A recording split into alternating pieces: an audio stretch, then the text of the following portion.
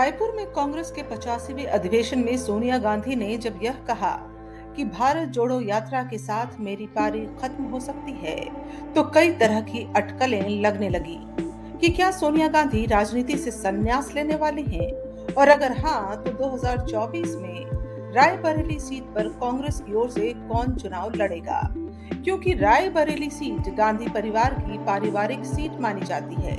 साल 2019 में जब लोकसभा के चुनाव हुए थे, तो सोनिया गांधी ने रायबरेली सीट से 5वीं बार जीत दर्ज की थी। चाहे 77 साल की सोनिया गांधी का फैसला जो भी हो, कांग्रेस के प्रति उनके योगदान को कम करके नहीं आंका जा सकता। देखा जाए तो राजीव गांधी से उनकी शादी के बाद से उनका पूरा जीवन पार्टी के लिए ही समर्पित रहा। 1965 में कैम्ब्रिज में राजीव गांधी से मुलाकात के बाद वो 1968 में यानी 3 साल बाद भारत आई थी। परिवार को मनाने के बाद राजीव गांधी ने उनसे शादी की और फिर वो यहीं की होकर रह गई। 1997 में पार्टी के कलकत्ता अधिवेशन में उन्होंने कांग्रेस ज्वाइन की और 26 साल बाद रायपुर अधिवेशन में उन्होंने सियासी पारी को विराम देने के संकेत दिए। यह जानकर आपको हैरानी होगी कि भारत के एक जाने माने राजनीतिक परिवार में शादी करके आई सोनिया गांधी को राजनीति में कोई दिलचस्पी नहीं थी। बता दें तो वो ये भी चाहती थी कि राजीव गांधी राजनीति में न आए, लेकिन ऐसा हो न सका और राजीव गांधी न केवल राजनीति में आए बल्कि प्रधानमंत्री बन देश का नेतृत्व भी किया। राजनीति ही उनकी मौत का कारण बनी और मां इंदिरा गांधी की तरह वो भी आतंकवाद का शिकार हुए। राजीव गांधी के निधन के कुछ सालों के बाद सोनिया को भी राजनीति में मजबूरन आना पड़ा। राजीव की हत्या के बाद सात साल बीते थे कि मेरे पति की भी हत्या की गई। मेरा सहारा मुझसे छीन गया। इस दौर को पार करने में कई साल बीत गए हैं।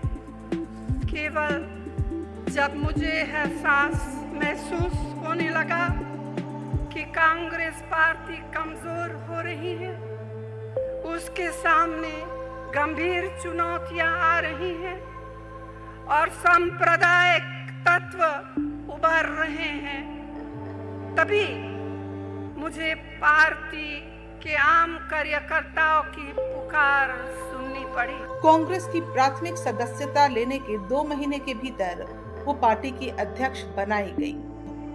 इसके बाद उन्होंने कांग्रेस और देश दोनों को एक बेहतर नेतृत्व देने की पुरजोर कोशिश की। इस कोशिश में वो काफी हद तक सफल भी रही। आलोचना से लेकर उपलब्धियों तक सब देखने वाली सोनिया का कांग्रेस की सोनिया गांधी बनने का सफर बिल्कुल भी आसान न था। कई मौके ऐसे आए जब सोनिया गांधी को नीचा करके देखा गया, उन्हें कम आंका गया, उन्हें विदेशी कहा गया, लेकिन अपनी सूझबूझ का परिचय देते हुए कई मौकों पर उन्होंने यह दर्शाया कि वो एक परिपक्व नेता हैं। ऐसा राजनेता जिसे कमजोर आंकना किसी भी दल या नेता के लिए एक बड़ी भूल हो सकती है। अगर आपको याद हो तो इंदिरा गांधी की हत्या के बाद राजीव गांधी को राजनीति में आने से रोकने वाली सोनिया गांधी ने राजीव गांधी की हत्या के बाद जिस तरह से पार्टी को संभाला, वो काबिले तारीफ है।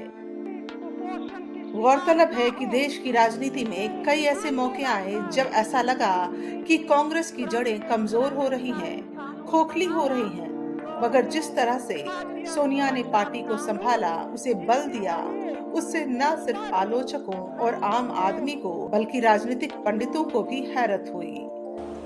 Today, let us all remind ourselves of the battles our party has won in the past and prepare ourselves for the battle to come.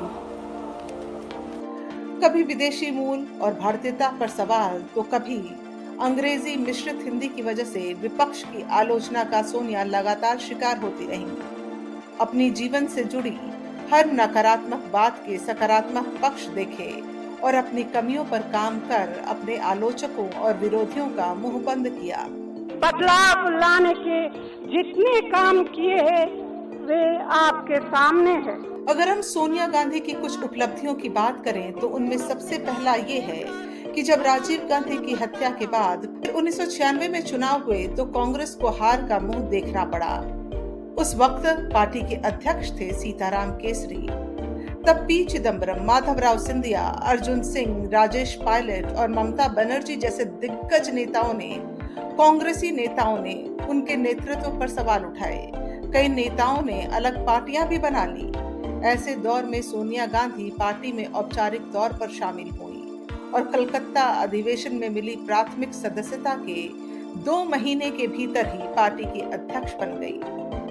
तब भी उनकी हिंदी अच्छी नहीं थी, सामने चुनौतियों का पहाड़ था, बाधाएं साफ दिख रही थी, लेकिन उन्होंने कांग्रेस को मजबूत नेतृत्व दिया। अगर यह भी कहें कि प्रधानमंत्री पद का मोह सोनिया गांधी को नहीं रहा तो यह गलत नहीं होगा। उनके नेतृत्व में पार्टी लगातार 2 बार 2004 और 2009 का लोकसभा चुनाव जीती। दोनों ही बार सोनिया गांधी के पास मौके थे, प्रधानमंत्री की कुर्सी पर काबिज हो सकती थी, लेकिन उन्होंने पीछे खड़े होकर काम करना स्वीकार किया। 2004 से 2009 और फिर 2009 से 2014 तक कांग्रेस सरकार की कई उपलब्धियां रही और तमाम बड़े फैसलों में सोनिया गांधी की भूमिका सबसे अहम थी। इस दौरान देश ने उच्च विकास दर को भी छुआ। कांग्रेस दावा करती है कि आर्थिक मोर्चे पर मनमोहन सिंह की सरकार सफल रही है। 2004 से 2014 तक देखें तो कांग्रेस सरकार की उपलब्धियों में मनरेगा, खाद्य सुरक्षा कानून, डीबीटी, शिक्षा का अधिकार, सूचना का अधिकार प्रमुख माने जाते हैं।